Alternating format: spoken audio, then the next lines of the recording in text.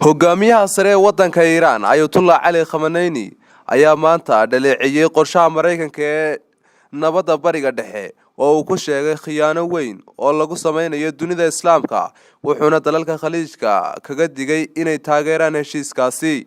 Xukuumadda Washington ayaa la filayaa inay dhamaadka bishan dalka Bahrain ku soo bandhigto qaybta dhaqaalaha ee qorsheeda muddada la sugayay ee nabadda bariga dhexe ee Israa'iil iyo Falastiiniyiinta kaasi oo loogu magac daray heshiiska qarniga. Ujeedada shirkani waa in laga gaaro qorshaha Mareykanka ee khiyaanada iyo sharaftirka kuwa ee ku wajahan Falastiiniyiinta kaasi oo ay ku magacaabeen heshiiska qarniga, ayuu yiri Ayatollah Ali Khamenei oo ku yiri khadbad laga sii daayay TV-ga oo ugu talagalay munaasabadda ciida. Heshiiska qarniga insha Allah marnaba ma hergeli doono.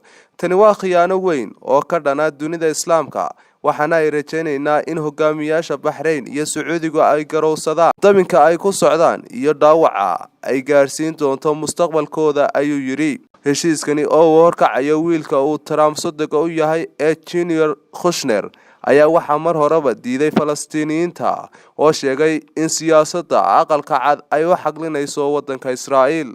Abubakar Farxaan Cabdi Roble, Abubakar Abka, Raya TV.